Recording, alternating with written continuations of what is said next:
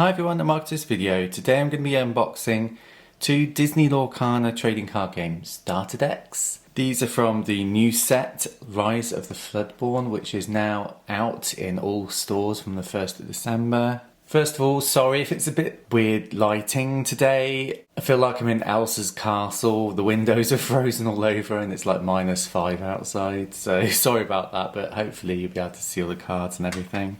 So these are the two decks from Rise of the Floodborn. We get an Amber Sapphire deck with the Evil Queen and a Floodborn Gaston in it. I presume the Queen is a Floodborn version as well.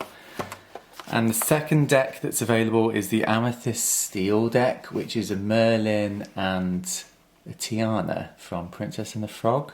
These are the only two decks available. There's no third deck, unlike the first set. I'm not sure why they've done that.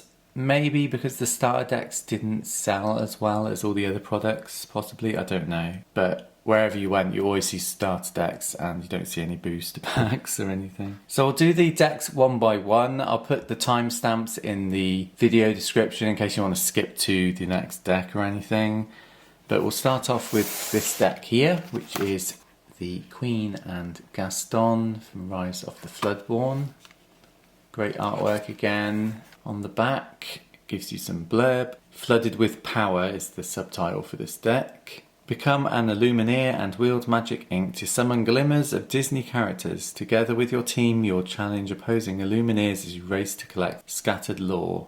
Tactical teamwork. In this starter deck, strategic Sapphire glimmers like Gaston, intellectual powerhouse, and Judy Hopps, optimistic officer, help you plan ahead and clear the way for teams of determined amber glimmers like the Queen, commanding presence, and the Seven Dwarves. Together, these inks create formidable partnerships.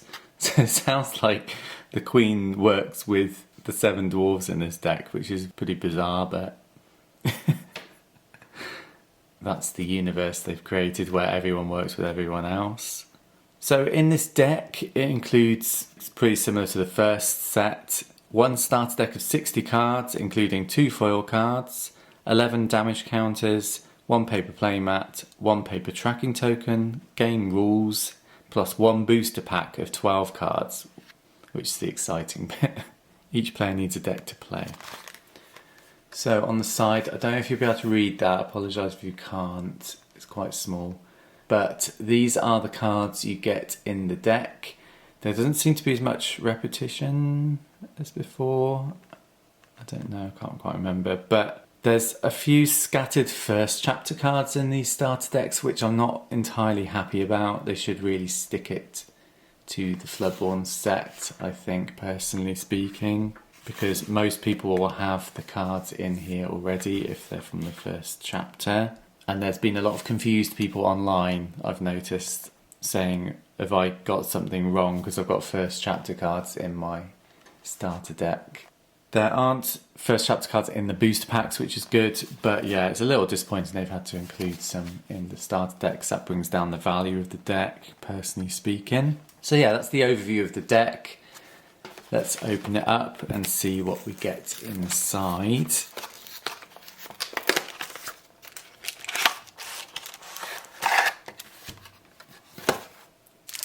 So we get the cards, we get a booster pack here, rare on the front.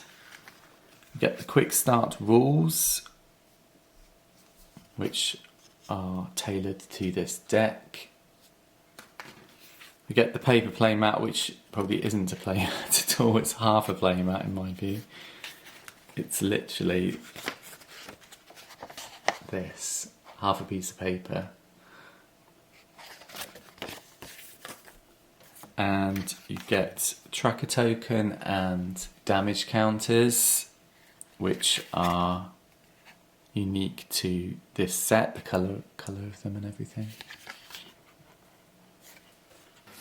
So we'll open the booster pack last, so stick around for that. But first we will go over the cards in the starter deck. So first card is a foil. It's the foil of the Queen, commanding presence. Again, the foils aren't brilliant. They don't stand out like some foils do. You can't quite see the foil on there, but yeah, it's foiled. And the second foil is Gaston. There's a bit more foil going on with that one. Then we get Bashful, one of the 7 dwarves. Get 2 of him. Ooh, Christopher Robin. It's a rare card. That's nice. I do like Winnie the Pooh, so I'm glad there's lots of Winnie the Pooh characters in this set to collect. Next we have Doc, another 7 dwarf. Dopey. And Gaston, an uncommon version of him. 3 of him. Grand Duke. He's a rare card actually. Grumpy. Happy. So is that 5? Do you get all the dwarves? Be weird if you did. Now this is a first chapter card, a LeFou, uncommon. I'm going to put it to one side actually because I don't want to mix them up. We get Sleepy and Sneezy. And we get Snow White herself. This is the version that doesn't help 7 dwarf characters, which I find a bit strange. They could have put the uncommon in that makes it cheaper to play 7 dwarf cards unless it comes down later in the deck. But this is the common version of Snow White. And we get the Queen, Regal Monarch, obviously to help you play out the foil version, because you can shift onto the newer version, the higher cost one. Painting the Roses Red, that's a song card. There's 2 of them. Belle, Inventive Engineer, she's from the first set, and she was one of the more valuable uncommon cards in this first set. Cruella de Vil, we get a Dreamborn version of her, common version. Hiram Flavisham, he's a rare card. Judy Hopps, Optimistic Officer. 2 of her. What's she do? Nothing I can see that helps the deck, but I don't know the cards inside out yet. Get Owl. Another one from the first set is Velocities. And we get the Knock. 3 of that one. We get Winnie the Pooh, he's rare. So you get 2 rare Winnie the Pooh cards in this deck, which is nice. 4 Dozen Eggs, Song. Launch. Fang Crossbow. And Gumbo Pot. And Porpsicle. 3 of that one, and that's the end of the deck. So you get, I suppose it's not too bad, you get 5 first chapter cards in the deck, 5 out of the 60 cards, which I suppose isn't too bad. It could be worse. You could have replaced that LeFou with the uncommon version of Snow White. That would really help the deck out. So if you've got that card in your collection, you'll steam ahead with this deck in my view, because it helps 7 dwarf characters get out for cheaper. That's that deck. So let's open the booster pack. You never know, we might get that Snow White card in this pack. Ooh, perfectly on theme. We get a Piglet, so that could go with the Winnie the Pooh cards in the deck. Winnie the Pooh. Honey Wizard, one of the best images in the set. Minnie Mouse zipping around. Hypnotise, that's from Robin Hood. That's a good card. The Knock again. Tiana.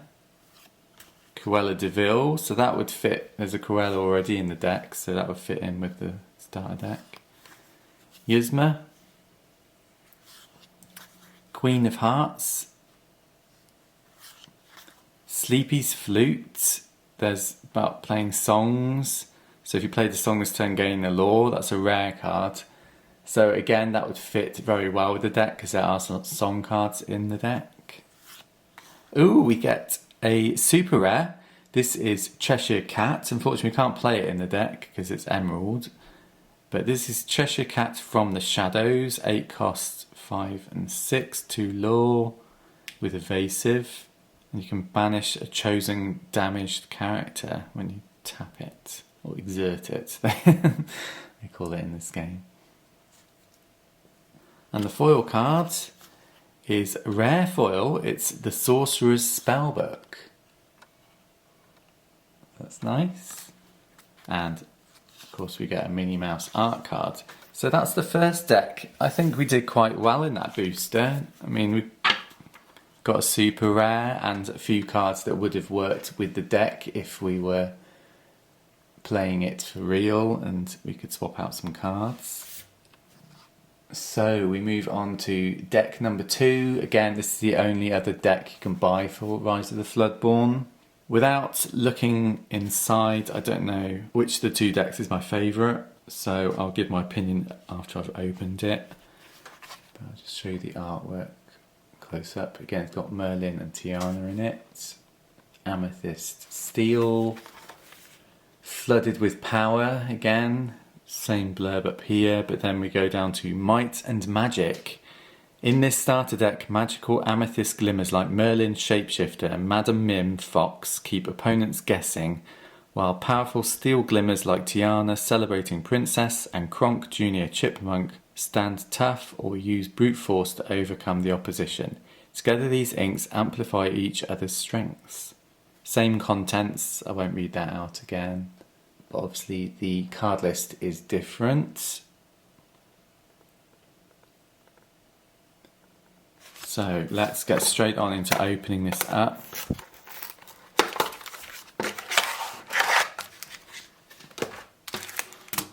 Ooh, we get a Queen of Hearts booster pack. Now that's probably my favourite design on the booster packs this time out of the 3. So that's nice. Again, we get the tokens, the same as last time. Quick start rules for this deck. And another playmat. So these are the cards all sealed up. So let's have a look inside. So first card we get is the foil of Merlin. And second is the foil of Tiana. Then we get Chip the Teacup. 3 that one. Another Dr. Facilier common. Amethyst this time. An Amethyst version of Hey Hey, which is uncommon. We get Amethyst Cuzco.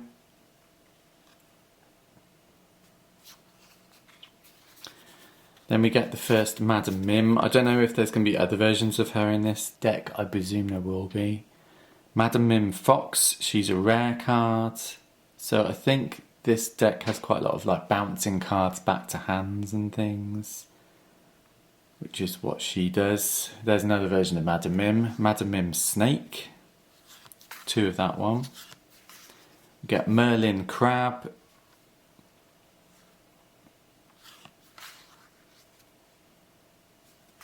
And Merlin Goat. This character's quite good, apparently, I've heard, because when you play it and when it leaves play, each time you get 1 lore, which is the scoring system to win. So if you can bounce this card back to your hand and play it out again, obviously that increases your lore. So yeah, that's a good card to have. Madam Mim Snake again, and Merlin Goat. Merlin Rabbit. Merlin Squirrel. Freeze, that's from the first chapter, so I will put that to one side. I'm Stuck, I love that artwork as well.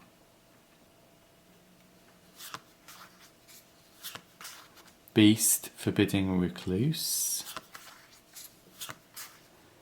Benja, Guardian of the Dragon Gem. Oops.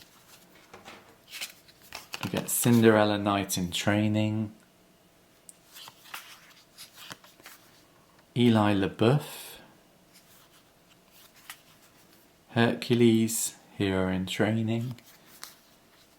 And it's another rare card, it's Kronk Jr. Chipmunk. Lawrence, Jealous Manservant. Another first chapter card, it's Lilo, Galactic Hero. I'm not quite sure why they've put her in there. And Prince Eric from the first set as well. Prince Naveen.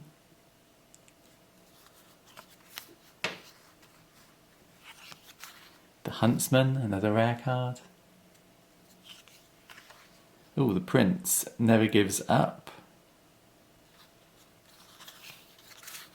Tiana, Diligent Waitress. So that's obviously to help you get out the full version of Tiana.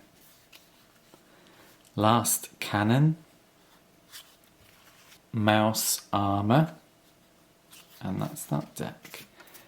So again, you get 6 cards this time from the first chapter. 7. There's got to be other cards in Rise of the Floodborn they could have put in instead of these. I'll just open the booster pack and then I'll do my opinion of the decks. So let's have a look, see what we get. So we get the Snow White, the common version of her, Lost in the Forest. Get an Elsa, Gloves Off, so we could put that in the deck, so it's an Amethyst card. A Lady Tremaine. Birana. Jasmine. Another Prince Naveen, so if you wanted another copy in, you could put one in if you wanted to. And another copy of Lawrence if you wanted to. Bucky. And Yzma. That's a card that could go in as well, because it's Amethyst. Rare cards to get Christopher Robin, we just got that in the other deck. So if you bought both the decks, obviously you could put another copy of Christopher Robin in the other deck if you wanted to. And we get a super rare again, Dr. Facilier, Fortune Teller. That's nice to get another super rare. The foil is Belle, Bookworm, so that's probably quite a good one. The Belle foils in the first chapters did well, price-wise. So yeah, that's a good foil card to get. And another Minnie Mouse art card. So, personally speaking, I much prefer the first deck, only because of the character choice and the instant sort of in my head, not knowing the cards very well, I kind of know that this deck sort of works well together because of all the 7 dwarf characters. As I said, the only thing really missing is that uncommon version of Snow White that helps get 7 dwarf characters played for cheap. And obviously it's got Winnie the Pooh characters in as well.